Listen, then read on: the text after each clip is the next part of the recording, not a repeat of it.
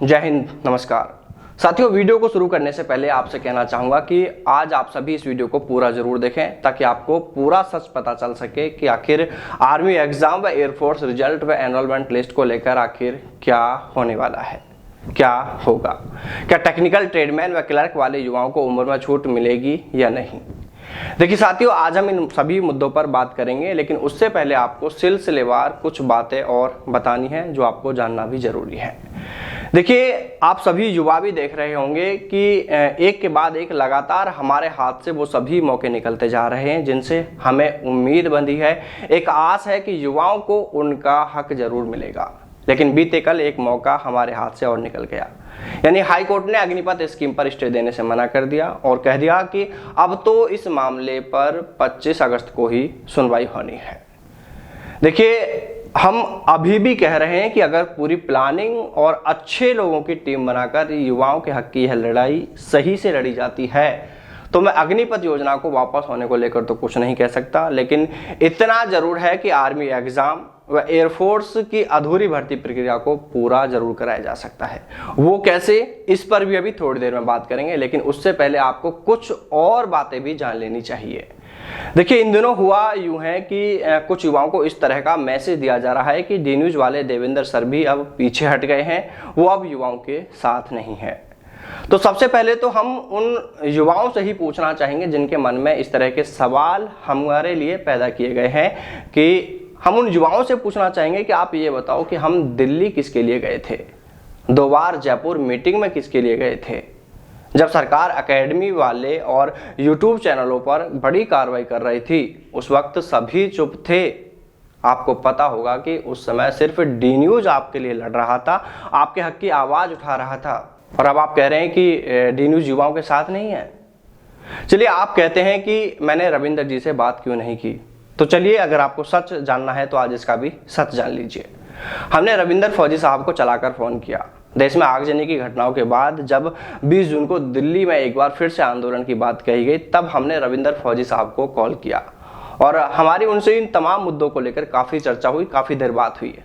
हमने चलाकर उन्हें कोर्ट केस के लिए भी कहा था और यह भी कहा था कि आर्थिक सहयोग से लेकर हर तरह से हम साथ मिलकर बच्चों की लड़ाई लड़ेंगे, हम हर तरह से सपोर्ट करेंगे। दिल्ली आंदोलन को लेकर मैंने उनसे कहा था कि मैं दिल्ली आता हूं, देखता हूं, अगर सरकार कोई दिक्कत नहीं करती है तो मैं भी दिल्ली आऊंगा 20 जून को। तो जिस पर रविंदर फौजी भाई ने कहा कि आप दिल्ली मत आना, मैं देख लूंगा और खबर के लिए आपको फोटोज और वीडियोज भी मैं भेज दूंगा। उन्होंने कहा था कि अगर मान लीजिए कोई कार्रवाई होती है, पुलिस कुछ गिरफ्तारियां भी करती है, तो कम से कम 1-2 ऐसे साथी तो बाहर होने ही चाहिए ताकि वो सरकार की तानाशाही को सबको दिखा सकें और हमारे बारे में सभी युवाओं को खबर भी दे सकें। यहाँ तक साथियों सब कुछ ठीक ठाक था। इसके बाद हम जोधपुर हाईकोर्ट के वकील से मिलने गए और हम चाहते थे कि जब हमारा पूरा काम हो जाएगा तभी हम युवाओं को इसके बारे में जानकारी देंगे।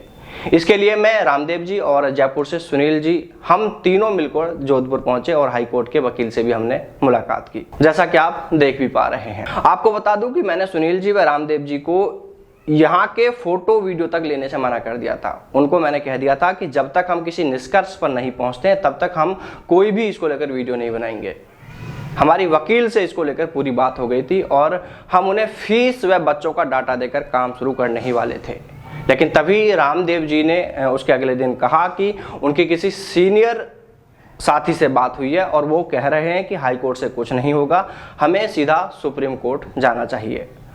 तब फिर हमने यह तय किया कि सुप्रीम कोर्ट में तो पहले से ही रविंदर भाई फौजी जो है वो याचिका दायर करने जा रहे हैं, तो क्यों ना हम सभी मिलकर ही रविंदर फौजी साहब को सपोर्ट करें, उनके साथ मिलकर कोर्ट केस करते हैं और जो राशि हम हाईकोर्ट के वकील को देने वाले थे वो राशि जुटाकर हम रविंदर फौजी साहब को सहयोग कर युवाओं के हक की लड़ाई को और मजबूती से लड़ेंगे।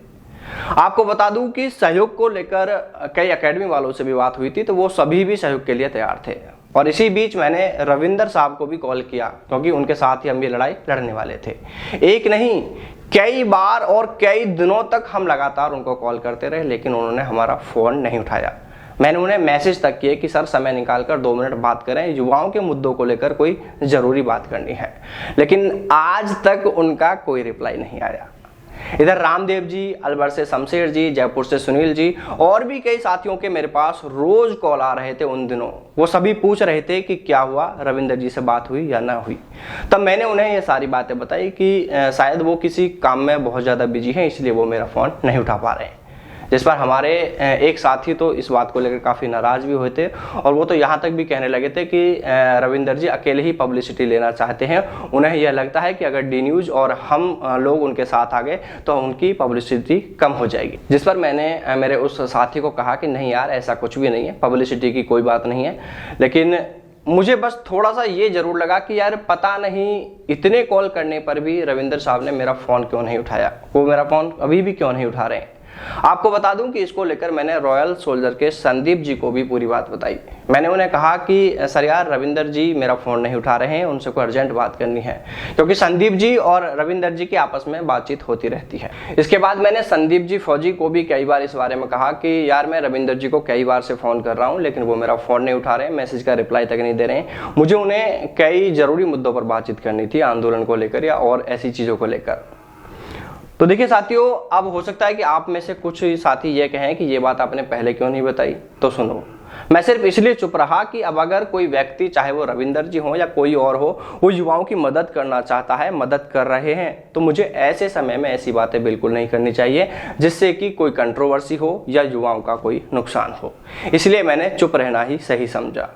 लेकिन अब लगातार बच्चों के मैसेज आ रहे हैं, उनके कॉल आ रहे हैं। कोई पूछ रहा है सर आप पीछे कैसे हट गए, कोई कह रहा है कि टीवी चैनलों के साथ साथ डी न्यूज़ भी बिक गया है, कोई कह रहा है कि सर आपकी तबीयत तो ठीक है, आप फेस वीडियो क्यों नहीं लेकर आ रहे हैं। ऐसे ही कई और चुभते और तीखे सवाल युवा साथी पूछ रहे हैं। तो बहुत से साथी हमारी फिक्र भी कर रहे हैं, क्योंकि आप सभी डी न्यूज़ का परिवार हो, हमारी ताकत हो।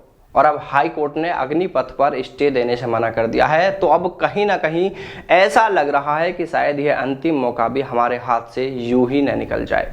इसलिए मुझे यह सब बातें लेकर आपके सामने अब आना पड़ा, क्योंकि मैं फिर कह रहा हूं कि अभी भी आपके पास अंतिम मौका है अपना हक पाने के लिए। इसके बारे में मैं आपको पूरी जानकारी दूंगा कि क्या कुछ कैसे करना है। लेकिन उससे पहले मैं रविंदर भाई से कहना चाहूँगा कि भाई, अगर आपको लगता है कि आप अकेले या आपके साथ कैप्टन अतुल सर हैं, आप लोग मिलकर युवाओं के हक की लड़ाई को बहुत अच्छे से लड़कर उन्हें जीत दिला सकते हैं, तो भाई इससे तो अच्छी दूसरी बात कोई हो ही नहीं सकती। भगवान भोलेनाथ से हम भी यह प्रार्थना करते हैं कि इस लड़ाई में युवा साथियों की जीत हो, उन्हें उनका हक मिले। और हम सभी युवाओं से भी कहना चाहेंगे कि आप सभी जिस तरह अभी तक रविंदर भाई का सपोर्ट कर रहे हैं, वैसे ही इसी मजबूती के साथ उनका सपोर्ट करते रहें।